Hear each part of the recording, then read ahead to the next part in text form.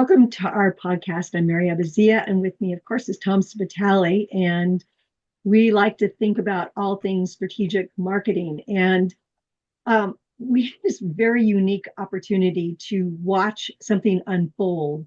And usually, you don't have this look into what the different players are as they're thinking about buying or acquiring companies.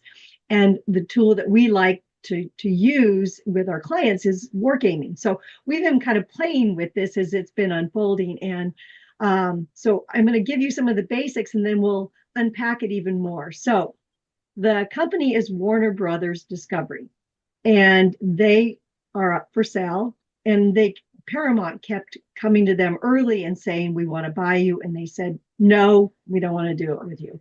Netflix then came in with a very reasonable offer. It looked great, 82 billion. And they didn't want to take all of the company. They were going to leave some of it, CNN and some of those, but they were buying the core, most of the company. And that looked like a great deal. Paramount didn't like that. So Paramount came back and said no. And they actually went to the stakeholders, to the shareholders, as opposed to the board, and kept offering an all cash deal. It was the whole company too. So it was 110 billion. So it was more, and they were buying more, and it was cash, but they just seemed like they just weren't a good fit. So the board kept saying no to them. Then Paramount came along and said, "Okay, we're going to change it up even more." And then they offered a lot more certainty. They covered this breakup fee that Warner had with Netflix. So Netflix, if Warner went with somebody else, then they would pay $2 billion, $2.8 billion. So Paramount said, "We'll cover that. We'll also pay $7 billion if we can't take care of the regulatory hurdles," because they came in with like a certainty bid. So they said, "We'll pay the $7 billion. And then also they're going to pay, it's called a ticking fee. They're going to pay the shareholders about 650 million each quarter if regulatory doesn't approve." So they're really like, they're all in. They really want this to build their empire more. So with that as a kind of the facts, Tom, what do you think? So we're not a mergers and acquisitions company. So why do we even care about this? Well, when we see something happening like this, it gives us an opportunity to test our wargaming methodology, where we attempt to predict what's going to happen using the same tools that we use with our clients when they're launching a new product or facing a new competitor, and they want to try to game out into the future what might be happening so that they can prepare for a variety of futures. We call it making your third move first. And so, we use this as a way to show clients that you really can, in a very complex situation, which Mary just described, you can actually predict most of the things that are going to happen. We actually made the prediction that Netflix was going to win this deal, and we got that part wrong, but we got so much more right. We wanted to talk to you about it because the parts that we did get right in our simulation about this would have allowed our clients in a wargaming kind of scenario to be ready. Be ready. Sometimes when we call when we talk about wargaming, we say that the war stands for "we are ready."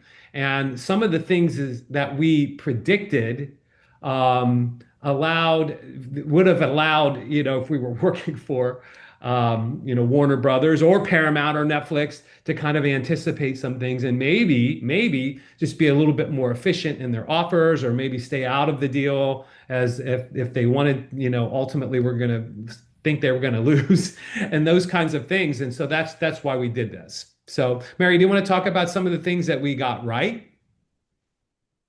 Yeah, I think that what we do in our war games is we create personas. We have one team that might be Netflix, another one that may be Paramount, and then of course Warner Brothers is the customer in this case.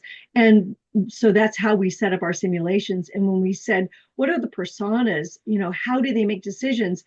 We did know that Netflix wanted to go in with a strategic offer, and it made a lot of sense for them to build out a part of their business. But ultimately, if we were playing the war game, whoever was in that position would have realized that Netflix said, we're going to walk away now. It's gotten too expensive and it's not a necessity. We don't have to have this. At the right price, it would have fit fine, but we don't have to have it at any price. Whereas Paramount, their personality or persona and how they make decisions, they were going to do anything they could to be able, obviously, to get it. And that part of understanding the psyche of how companies make decisions is really what's fun about a war game. And it also helps you see when you're going through the different phases. So phase one, everyone puts their bids on. And that was pretty obvious. And then we started putting in more parameters. Like we said, okay, now guess what? Regulatory just shifted. That was in the war game too, but we didn't put enough weight on it. If we had found that regulatory was actually a major, major hurdle. And, in the background, there was some other things that there was pressure from other things in regulatory pressuring Netflix. So it was like an early shot over the bow that said, Netflix, you try to do this and you might not be able to get through regulatory. So we would have put more weight on that regulatory. I think that would have shifted it a bit. What else do you think, Tom? Well, yeah, like so if we were doing a war game for say a new product launch, you would have a couple of teams that would be focused on the competitors, your own company, and then a team of customers who would be evaluating the strategies. And we do 3 rounds, as Mary said.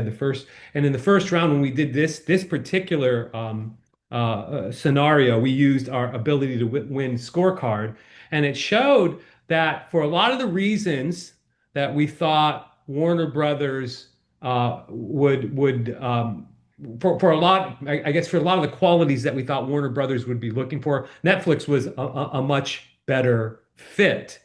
And so we modeled in that the Netflix bid was a lot better than Paramount, but Paramount's price, so to speak, the amount of cash, as Mary said earlier, was a lot greater. So then we modeled a second round. We said, what are these companies likely to do?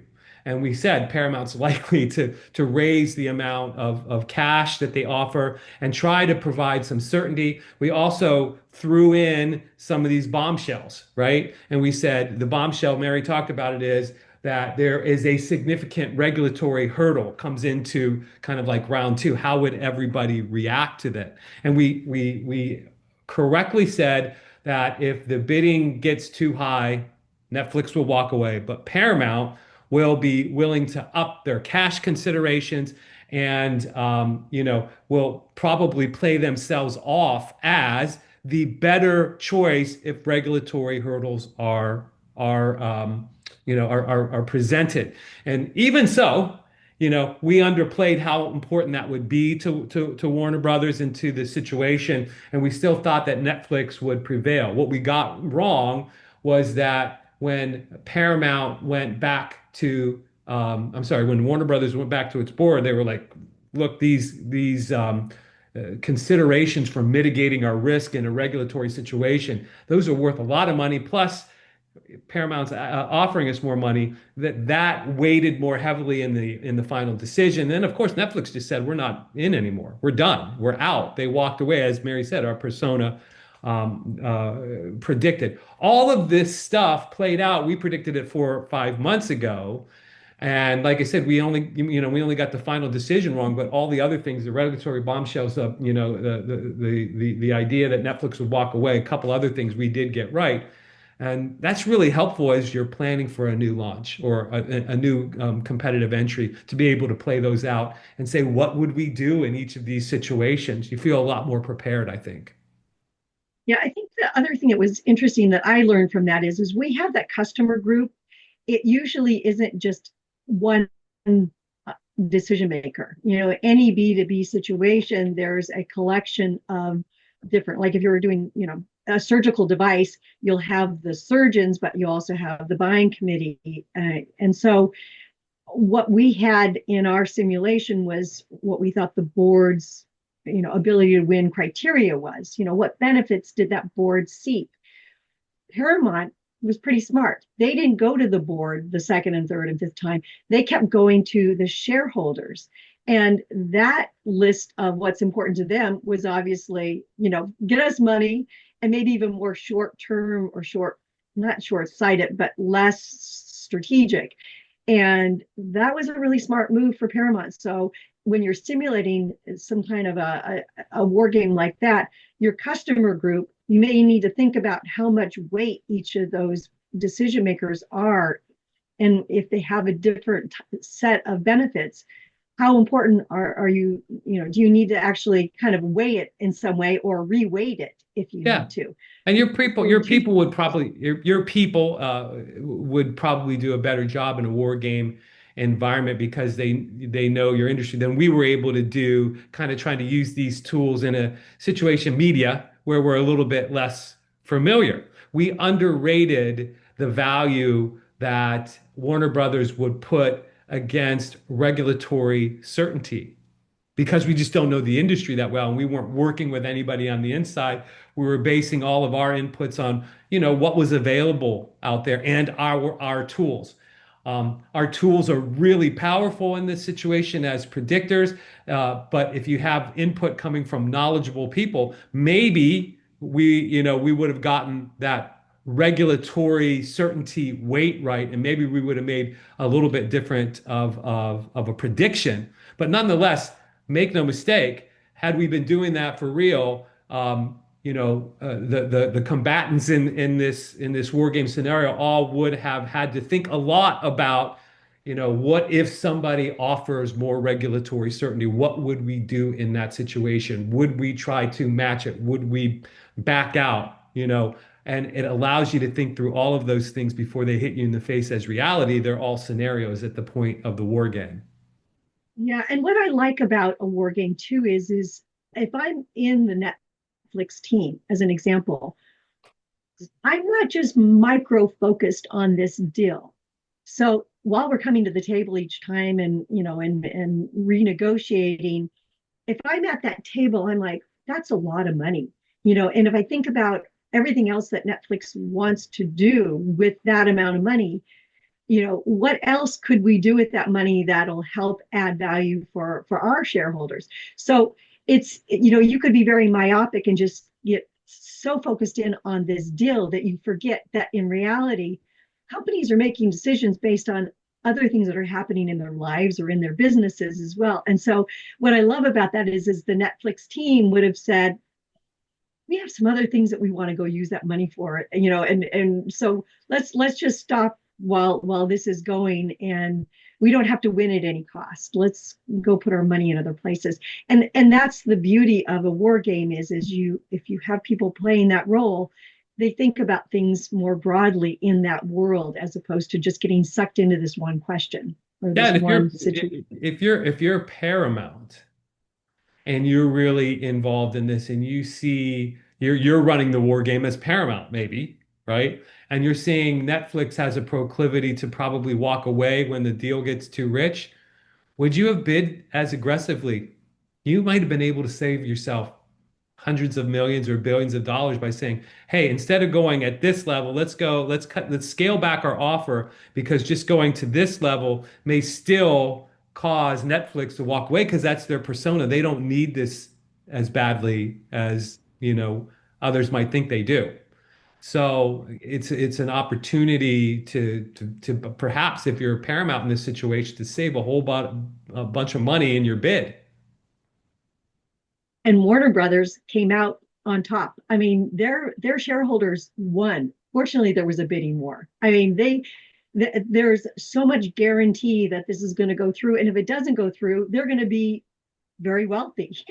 So no matter what, Warner Brothers is going to win in this situation, which is great if you're that company. So I just think it, like I said in the beginning, it's unusual to have this much information about the three players that are in a negotiation, but all the lessons that we took from that obviously helps us continue to stay sharp in how when companies are in any type of situation in their businesses, how to use some of these tools to really leverage it, and how to use those, as Tom said, bombshells, to make sure you're really thinking of everything. So you're making not only the third move first, but the fifth move first, you know? So it's exciting and it's incredibly, incredibly valuable for your company and for your customers too.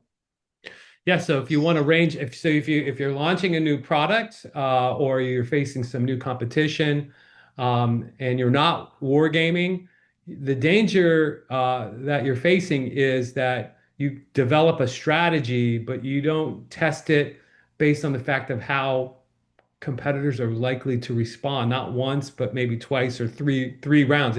If you play 3 rounds of a war game, and you kind of throw in some of these trend bombshells, things from outside of anybody's control that may happen in the environment that are surrounding a new launch or a new competitive strategy. You throw those in. What you find is that you have considered probably close to 80 to 90% of the things that could happen in the marketplace. So not only can you make that third or fifth move first, as Mary said, but you're ready for just about anything that can happen, and that's a good place to be. Yeah. So good luck. And if you end up needing a war game, talk to us because we love this stuff. So thank you.